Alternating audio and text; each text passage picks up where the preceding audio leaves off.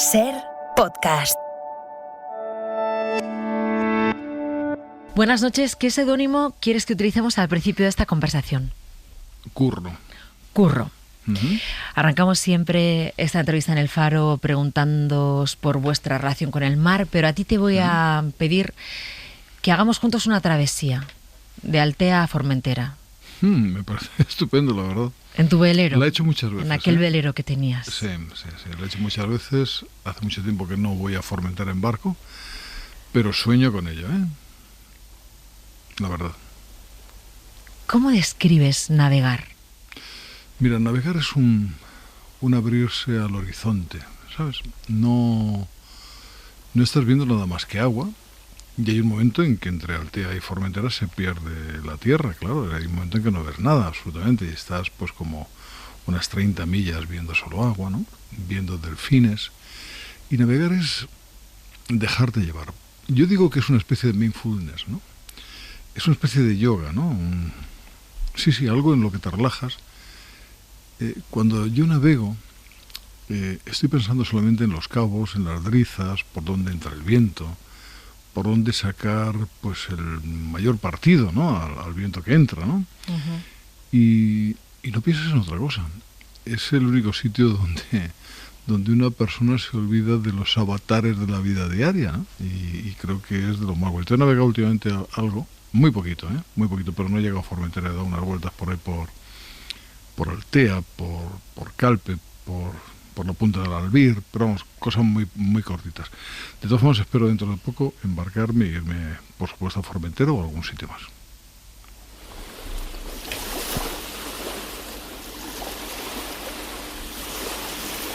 ¿Quién te lleva al mar por primera vez, siendo tan de tierra adentro? Bueno, hay quien dice que entre los manchegos y el mar hay una relación muy directa, y es que son dos llanuras, ¿no? Es decir, y hay quien dice también que el trigo cuando se mueve por el viento, pues es algo así como la mar rizada, ¿no? O sea, que en ese sentido, lo que es la visión es muy parecida, es el horizonte. Y eso es una maravilla. El horizonte sirve para muchas cosas, sobre todo para andar, ¿no? Y para navegar también. Pero quien me lleva realmente es un hombre, era un médico, murió ya, Francisco Alberto Escostana, un médico muy eminente, una maravilla, que tenía un barco en el puerto de Calpe. Tenía una tripulación formada por sus hijos, a la que yo me adherí, porque en aquel momento yo pesaba lo mío, y era una tripulación en la que había que pesar cosas de la normativa de la familia, más de 100 kilos, ¿no? Entonces, bueno, pues me invitaron a subir al barco y me enamoré. Tanto es así que me enamoré de la navegación y me compré una casa cerca de donde ellos tenían el puerto, porque la verdad es que empezamos a navegar bastante. Y aprendí, me saqué el título primero de patrón de embarcación de recreo, luego de yate, y la verdad es que no soy un marinero consumado, no lo soy, ¿no? No soy marino ni marinero, ¿no? Pero reconozco que es el sitio donde mejor me encuentro, la verdad. Fíjate, esto ayer, no se me nota, pero tengo aquí, estuve navegando el otro día, el sábado, y de las drizas estoy tan mal acostumbrado que se me escapó una con el viento y me quemó totalmente los dedos, ¿no? Pero vamos, espero poder estar a tono para poder navegar con tranquilidad y disfrutar de ello, ¿no? Otra vez. Vámonos a la casa de tu infancia. Uh-huh. ¿Tú sabrías desenvolverte ahora en un gallinero? ¿Tú entras ahora en un gallinero? Lo que pasa es que ahora mismo no quepo en la puerta del gallinero, ¿sabes? Pero el gallinero me acuerdo perfectamente cómo era, ¿no? ¿Tú entrabas? ¿Quién te mandaba al gallinero? ¿Te pues mandaba tu madre? Mi madre me mandaba por huevos y cosas de esas, y cogíamos los huevos allí. Teníamos un gallinero y debajo de ese gallinero pues había una gorrinera. Cochiquera que llaman algunos, ¿no? Pero en mi caso era una gorrinera, ¿no? Y allí, bueno, pues al gorrino se le alimentaba de cualquier cosa. Había un gorrino por año, ¿no? Que nos daba pues para tener carne y de todo durante un año. Y gallinas teníamos bastantes. Pues de hecho yo recuerdo que dábamos huevos a los vecinos y cosas de esas, ¿no? Había una especie de trueque permanente de cosas, ¿no? Y el cerdo pues llegaba a una época y luego le llegaba a su San Martín, claro. Y se hacía allí la matanza, en aquella época se hacía allí, y era una casa dentro de la ciudad. ¿Qué te enseñó estar tan cerca de la vida de campo?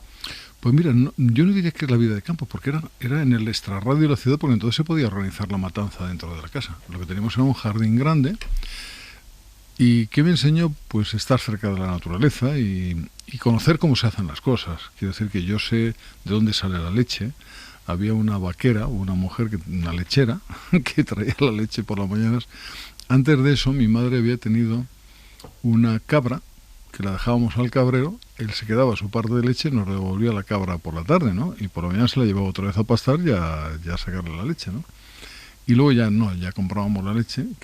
Pero ese olor de la leche hervida, cuando sí, tienes que hervirla con esa nata, sube la nata, con esa nata y la ponías en la tostada, con la nata y el aceite, ¿cómo lo hacías? Yo directamente la cuchara con un poco de azúcar encima y tal. Mi madre tenía que esconder la leche condensada porque terminábamos entre mi hermano y yo terminábamos con ella, ¿no? Ella se olvidaba de dónde la había puesto, porque no sabía dónde esconderla, ¿no? Pero sí, yo lo recuerdo como una época preciosa, ¿no? Un jardincito que había alrededor de la casa. Era una antigua casa de guardias civiles, porque mi abuelo era guardia civil, mi tío, el hermano de mi madre también, y mi madre era guardia civil, aunque no hubiera estado nunca en el cuerpo, ¿no? Pero sí, vivíamos así y era yo lo recuerdo con mucho cariño, todo aquello, la verdad. Hay una cosa muy bonita. Fue muy bonita. Hay una cosa muy bonita que es cuando tu padre compra la tele. Y entonces, como era una de las primeras teles del barrio, sí, la ponía en la ventana para que fuera colectiva. Bueno, no veas. Para que los vecinos fueran a ver la tele, ¿no? Estaban ahí los vecinos siempre, que salían a tomar el fresco, a hablar, y desde que llegó ese invento del maligno, pues se ponía alrededor de la tele. Sobre todo la sacaba cuando había un partido de fútbol, una corrida de toros, cosas de tipo. Las cosas por la tarde se veían peor, porque con la luz de fuera no eran pantallas como las de ahora, ¿no? Claro, entonces, claro. El reflejo impedía que se viera muy bien, ¿no? Pero también salían por la noche con un estudio 1, ¿no? Y salía fuera y la gente estaba ahí. Pero lo normal era solamente para partidos o corridas de toros, ¿no? ¿A qué huele una alpargatería? Una alpargatería huele a alpargata. Es el olor a cáñamo. ¿A cáñamo? Sí. El olor a cáñamo, el olor a cintas. Lo que pasa es que allí... Claro, yo trabajé allí de pequeño, ¿no? En la alpargatería de tu padre. Sí, claro, cuando hay un negocio familiar, claro, pues al final de los 12 años, pues estás allí, ¿no? Nunca en la tienda, nunca despachando, porque no tienes edad para eso, pero estás en los almacenes, llevando cajas, cosas de ese tipo, hacer el pedido que te hacen desde la tienda de abajo, pues bajarlo, ¿no? Unas alpargatas del 35, pues alpargatas las que sean, ¿no? Las de cintas, valencianas, las de piso de auto, en fin, yo de eso sabía mucho antes, ¿no? De alpargatas, realmente estaba muy puesto, ¿no? Y sabía coser con la aguja alpargatera lo que cuando había algún desperfecto, cuando se salía algún trozo de la tela, pues le daba unas vueltas y... Porque tu padre también lo hacía, tu padre también hacía la alpargata, solo era el gerente, ¿no? De la tienda, la vendía. Pero en algún caso, si había una alpargata con un desperfecto, pues le dabas se daba un punto, ¿no? Pero una tienda que había de todo, ¿eh? Había artículos de labranza, muchos artículos de labranza, quiero decir, cedazos, trillo, había alguna trilla, pero muy de vez en cuando, eso era por encargo, pero mantas muleras, pues lonas para la vendimia, en fin, cosas de ese tipo que con las que yo estaba muy familiarizado. Y todo eso, es verdad que me gusta mucho que me hayas preguntado por el olor, porque el olor era muy particular. Yo reconocería ahora mismo la entrada a la tienda de mi padre. Y era mi padre y varios hermanos, ¿no? Los que tenían la tienda. Hay una tienda en Madrid, muy cerca de la Plaza Mayor, que baja hacia la Catedral de San Isidro, que hace una esquina y que venden alpargatas. Todavía. Yo las compro allí ahora, ¿eh? Yo tengo mis alpargatas. Yo he visto de alpargata.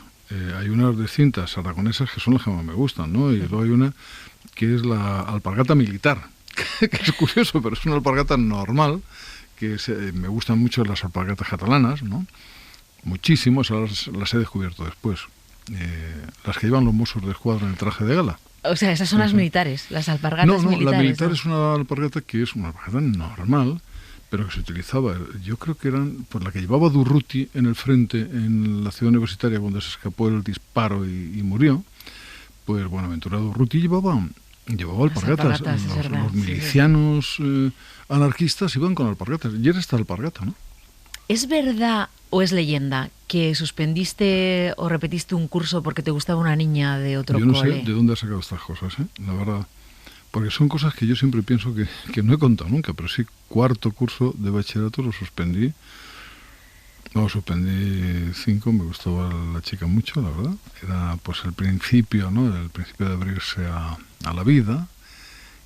Y ella suspendió también, los dos repetimos curso. Yo no sé si por aquella época sonaba esta ¿Con canción. quién has hablado? Te garantizo que lo has contado. Sí. Que está publicado. Pero, a ver, esto sí que es una interpretación mía. Yo digo que por aquella época tendrías que estar sonando esta canción. Muy claro. Sí.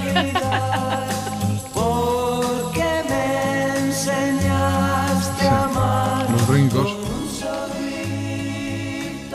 Eran los brincos que era lo que sonaba pues en los coches de choque, en la feria, en los aparatos de radio.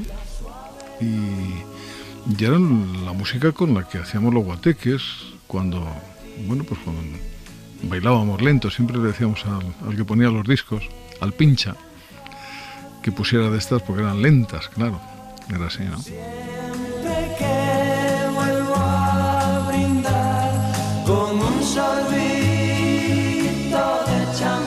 No las voy a cantar porque me las sé todas, la verdad. Lo sé.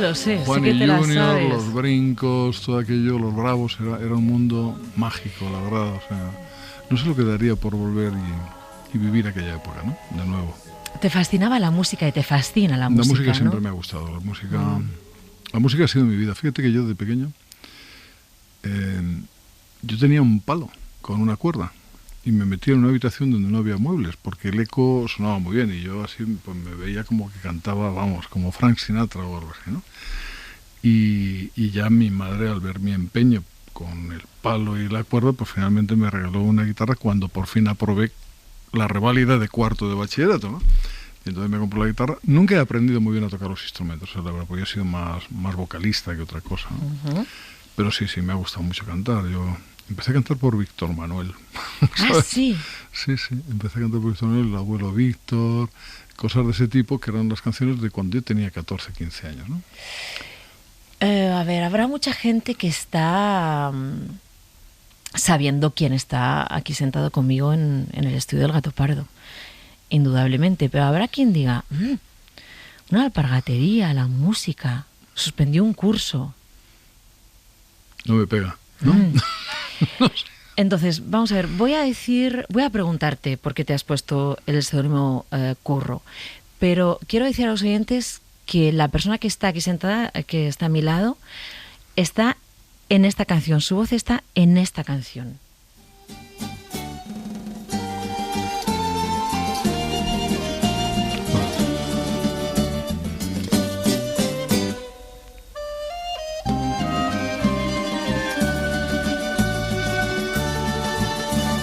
Salamanca la blanca, Salamanca la blanca, ¿quién te mantiene?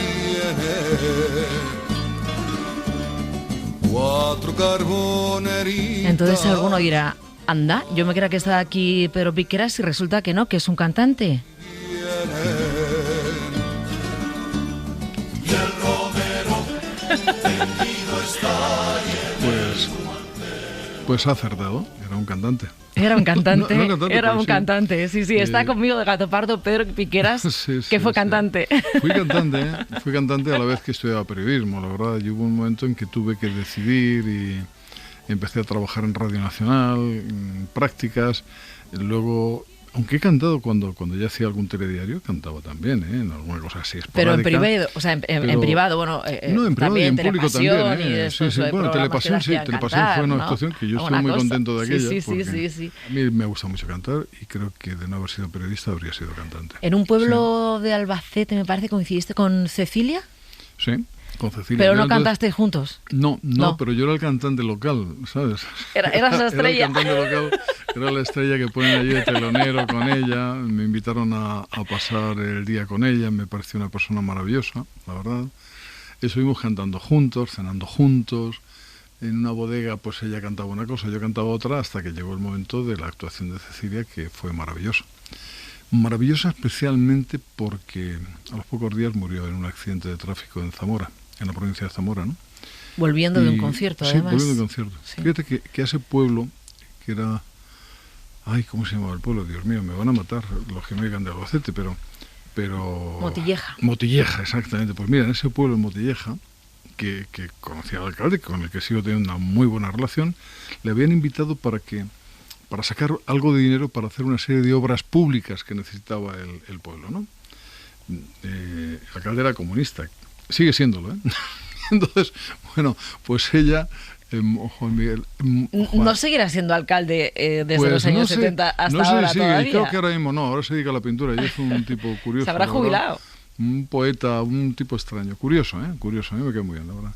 Y ella cantó, se pudieron hacer aquellas obras, creo, lo pasamos de maravilla. Recuerdo que además cené con ella al lado, o sea, estábamos los dos juntos y hablando pues de música y todo eso. Claro. Para mí estar con Cecilia, oye, a fin de cuentas yo era un chico de 17 años, 18 de Albacete, o sea que apenas había salido y no había elevado el vuelo ni nada por el estilo, pues estar con ella me parecía una bendición. Y yo creo que nos hicimos amigos, ¿sabes? O sea, esa sensación de qué pena que muriera, porque estaba seguro de que habríamos sido amigos, fuera de mi admiración, de mi consideración, de todas estas cosas hacia ella. Creo que no sé, que había algo que me gustaba de esa persona, ¿no? Fue una pena tremenda. Pero bueno, ahí estuve con ella. Y el otro día estaba yo precisamente cantando alguna canción de Cecilia, ¿no? ¿Cuál? Curiosamente. No te voy a pedir que la cantes, ¿eh? Pero ¿cuál un ramito de violetas. ¿Un Estaba ramito de cantando el violetas? ramito de violetas y nada, y acordándome precisamente de aquello. Además, tenía un marco con algunas de las fotografías de entonces. Te puedes imaginar lo que era aquello. Pues mira, las damas y la reina de las fiestas con sus bandas rojas rodeándonos. Nosotros estamos en la mesa cenando y las chicas detrás. Bueno, pues en esa imagen pues se me ocurrió cantar un poquito. Pedro Piqueras, llevas desde el año 88 en televisión, ¿no? O sea, toda tu vida. Mira, yo llevo en televisión, sí, son 34 años ya en televisión. Ya merezco un año sabático, la verdad, pero... Lo has contado todo. Pues mira, todo lo que ha pasado todo. desde entonces, por supuesto que sí. Pero antes estuve en la radio ya, en Radio Nacional, mucho Sí, tiempo, en un periódico, en Albacete, con 17 años, el pueblo que dirigía Emilio Romero. Tú fíjate que estamos hablando de unos tiempos, parece mentira, pero el tiempo pasa muy rápidamente. Ahora lo pienso y me da la impresión de que ha pasado tan rápido y que no te has enterado de muchas cosas. Por ejemplo, de la vida, ¿no? Cuando estás tan dedicado al trabajo, tan dedicado tan exclusivamente al trabajo, pues a veces no te enteras de muchas cosas. Ahora pues celebro mucho encontrarme con amigos o salir como el otro día a navegar con dos amigos o ver un concierto. Estuve en un concierto en Alicante que era una maravilla, que era la Quinta de Sostakovich, con una orquesta que sonaba de locura y digo, joder, es que estas cosas no las podía hacer mucho como ahora, ¿no? Porque los buenos conciertos son el viernes y yo el viernes trabajaba. Trabajas, ¿no? Sí. Pero fíjate que hayas hecho este comentario, ¿no? Te pierdes muchas cosas, entre otras, la vida. Sí, te lo pierdes. Pensamos que la vida es lo que contamos y la vida es lo que vivimos. Es así. Y muchas veces cuando tienes un trabajo y muchos compañeros, hay muchas profesiones que son muy esclavas, que la gente entra por la mañana y sale por la noche. Pero en esta en concreto no me voy a quejar porque lo he elegido y lo he pasado muy bien. Yo he disfrutado mucho la profesión, la verdad, y no la cambiaría por nada en el mundo. Pero luego al final te dices, vaya, no has podido ir nunca a cuando tu amigo X, Carlos Hipólito, por ejemplo, estrenaba una obra. Nunca. O cuando tal persona que es amiga tuya, que canta estupendamente, nunca has podido asistir a su concierto en Madrid. Has podido, si era en sábado o domingo, sí, pero quiero decir que mi horario, yo siempre llego como he llegado aquí a las 10:30 de la noche, 11 menos cuarto, ¿no? Vamos, para preparar todo esto, hablar con vosotros, etcétera, etcétera, ¿no? Estar aquí un rato. Y termino muy tarde. O sea, quiero decir que hay muchas cosas que hace la gente. Por ejemplo, yo el otro día le ponía el ejemplo a un compañero, digo, yo no sé si me gusta la Champions, no sé si me gusta el fútbol internacional. En directo, no lo sé, porque no he ido nunca, porque siempre son los miércoles o los jueves, ¿no? Es Cosas de ese tipo no las he hecho nunca. Entonces, llega un momento en que sí que te planteas, oye, me gustaría ser como los demás, ¿no?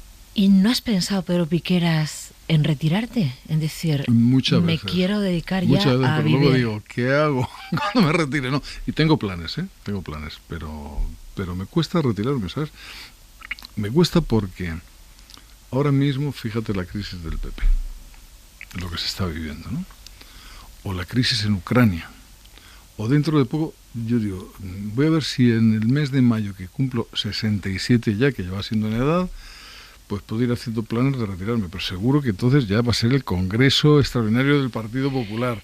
Cuando llegue, siempre pasa algo. Es como si estuvieras esperando a que no pasara nada para poder retirarte. Exacto, y eso es una equivocación, porque siempre va a haber algo. Siempre va a pasar algo.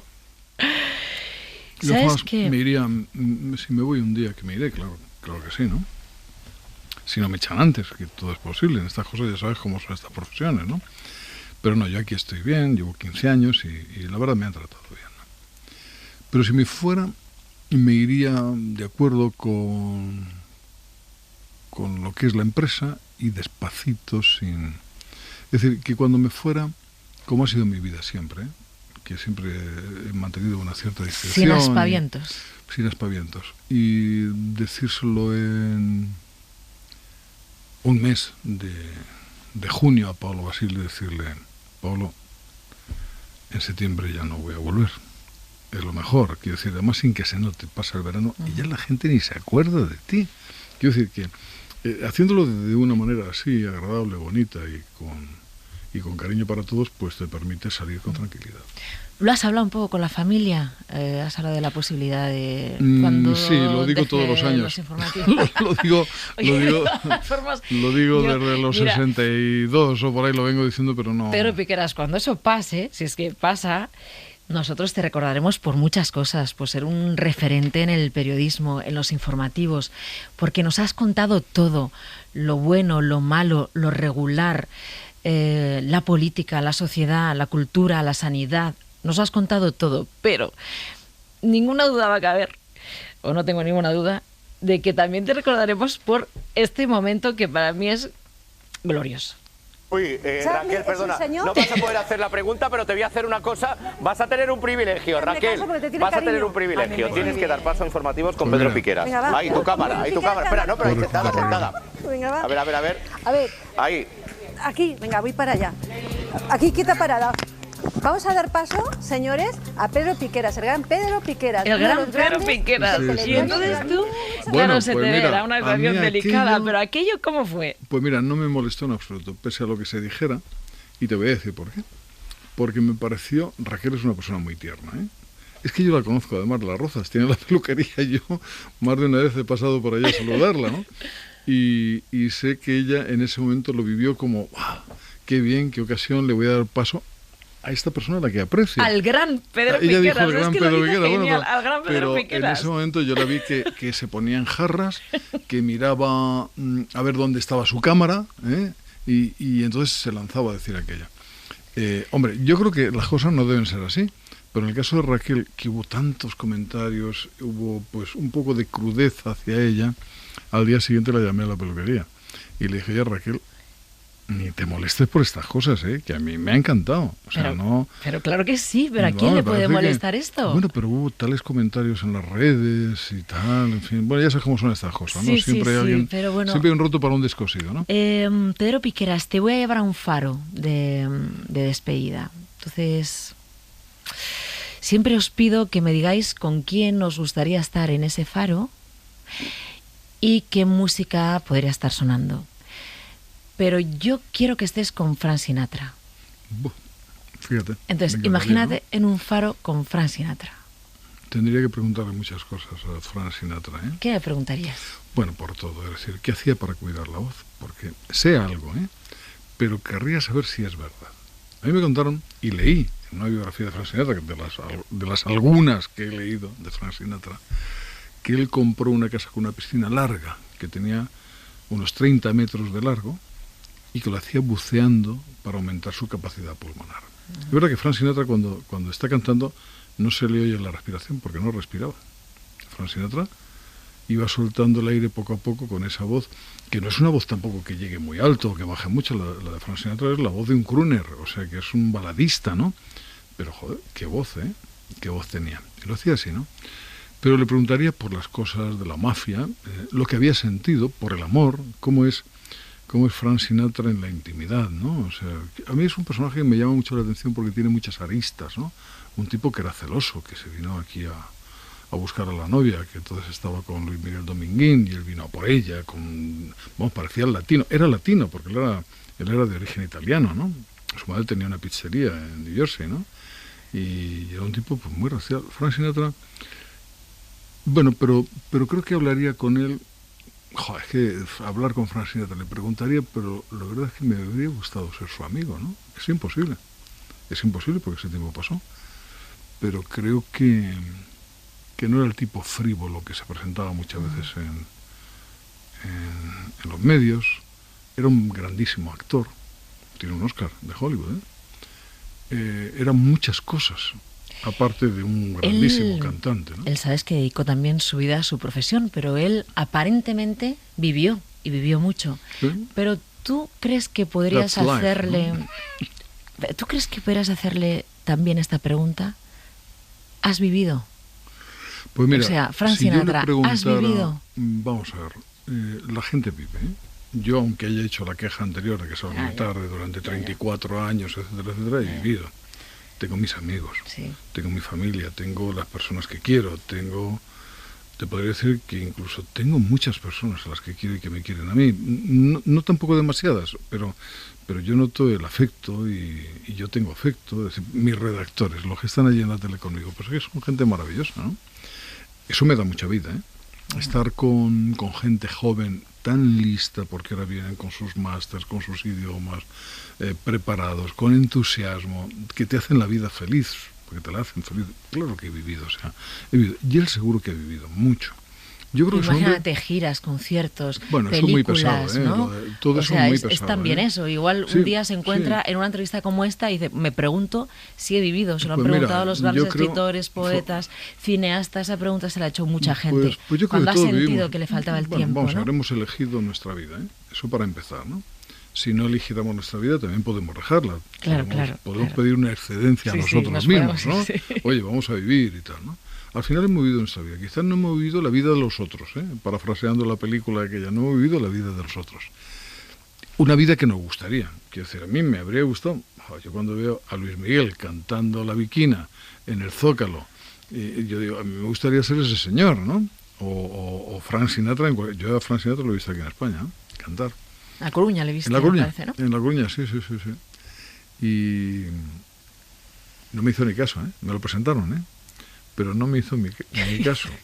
Pasó por ahí una señora rubia y, vamos, es que ni me escuchó lo que le decía, ¿no? Pero... Igual, y esa presentación, bueno, señor Sinatra, le presentamos al número uno de los informativos aquí, no sé cuánto es un referente. Hablé muy levemente, fue con su hijo, Adiós. que era el que dirigía la orquesta, el hijo de Sinatra, que estaba ahí también, ¿no? Pero no, Frank Sinatra sí, la verdad es que ha sido un poco la persona que cantando a la que me habría gustado parecerme, ¿no? O sea, o poder haber hecho ese tipo de vida, ¿no? Y otros muchos, O sea, a mí en la música, ¿qué es lo que me falta? Pues mira, ¿qué me falta por haber vivido? Y lo digo con un sentimiento tremendo porque ahora estoy intentando hacerlo, a los 67, pero yo siento que en el ambiente que había en Albacete, en torno a mí, en la alpargatería, viviendo pues casi en el campo, pues que nadie hubiera reparado, ni siquiera yo mismo, en que más que el palo y la guitarra, me habría apetecido tocar el piano. Nunca, nadie reparó en ello. Pasaron los años y ahora estoy empezando. Mañana, miércoles, a las 10 de la mañana tengo mi clase. ¿Y qué sabes tocar ya? ¿Sabes tocar ya pues Paralisa y My Way? No, yo toco para divertirme. Ya estamos a otro nivel. Yo toco para cantar. Bueno, ¿qué sé? My Way. Y ¿ponemos My Way? Puedes ponerlo, sí, claro que sí. Porque es la que estaría sonando igual en el Faro, tocando tú el piano. Bueno, eso sería, con Frank Sinatra. Vamos a ver. Mara, me hace soñar de verdad. Esto es... Y con una... Sí. Sí. Un piano, por Dios, que sea de cola, un Steinway & Sons, ¿no? sonando el acantilado también. Estaría anocheciendo, claro. Tú tocando el piano, Frank Sinatra cantando, tú acompañándole. Te voy a dar. My friend, I'll say it clear, I'll state my case, of which I'm certain. I've lived a life that's full, I traveled each and every highway. Es una canción maravillosa. Canta. Es una canción que es eso, es la vida que hemos vivido, la que nos habría gustado vivir también, ¿no? Pero al final, y dice algo muy sabio, que lo estábamos diciendo aquí en cierto modo, al final hay cosas de las que te puedes arrepentir, ¿no? Hay cosas que quizás has comido demasiado rápido y has expulsado demasiado rápido de ti, que no las has saboreado. Ha habido amores que no has apreciado. Hay cosas que rechazas de tu propia vida, pero al final tenemos que reconocer que hemos vivido y que la vida, nuestra vida, es una vida única, la de cada uno, ¿no? Y que a fin de cuentas, como te decía antes, es nuestra elección. Es decir, si no habríamos elegido otra cosa, ¿no? Nos hemos equivocado muchísimo todos. Pero al final, I did my way, ¿no? Hice mi vida. I'm sure you knew when I bit off more than I could chew, but through it all, when there was doubt, I ate it up and spit it out. I faced it all and I stood tall and did it my way. I've loved, I've laughed and cried, I've had my fill, my share of losing, and now as tears subside, I find it all so amusing to think I did all that, and may I say, not in a shy way, oh no, not me, I did it my way. For what is a man? What has he got if not himself? Then he has not to say the things he truly feels, and not the words of one who kneels. The record shows I took the blows and did it my way. Pedro Piqueras. ¿Hay algo mejor que cantar como este señor canta con esa orquesta? Yo creo que muy pocas cosas, ¿no? Muchas gracias por haber estado aquí en El Faro. La verdad es que sé que concedes muy pocas entrevistas, así que has estado aquí con nosotros. Lo he pasado muy bien y además es una hora para hablar. Es otra forma de ofrecerse para una entrevista, ¿no? O de estar en una entrevista o de acceder a ello, ¿no? Ha sido un gusto. Muchas gracias. Para mí también, Mara. Gracias. Un beso. My friend, I'll say it clear, I'll state my case, of which I'm certain. Suscríbete al Gato Pardo. Todos los episodios y contenidos adicionales en nuestra app de Cadena Ser y en nuestros canales de Apple Podcast, Spotify, iVoox, Google Podcast y YouTube. Escúchanos en directo en la Ser de lunes a viernes a las 2:10 de la madrugada. Much more than this, I did it my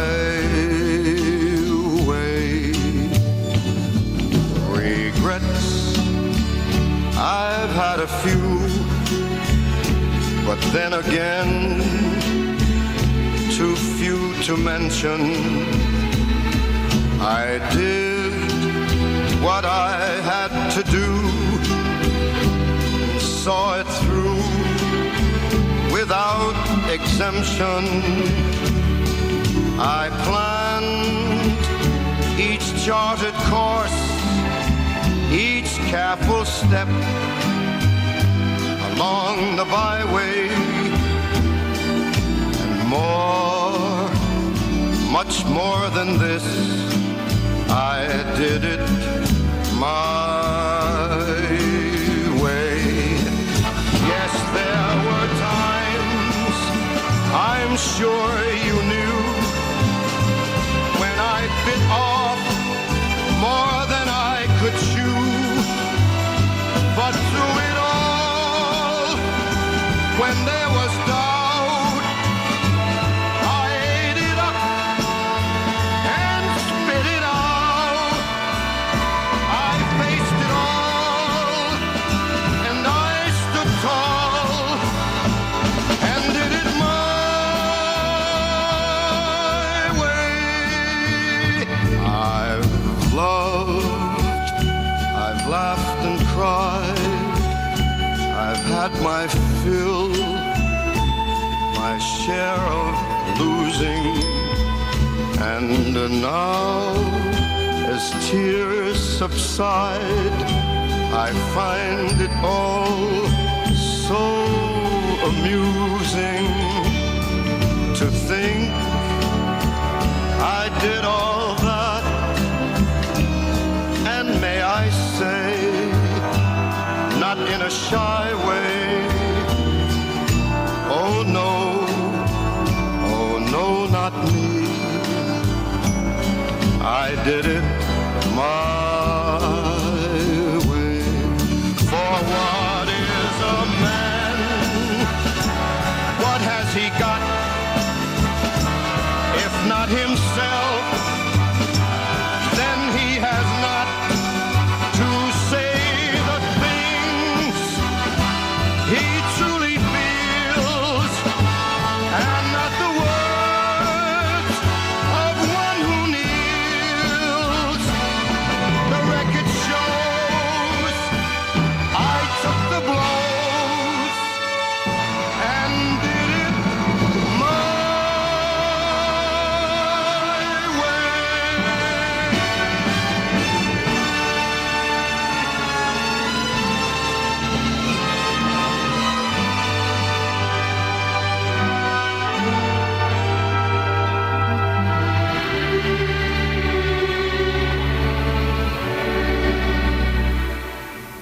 Yes, it was my way.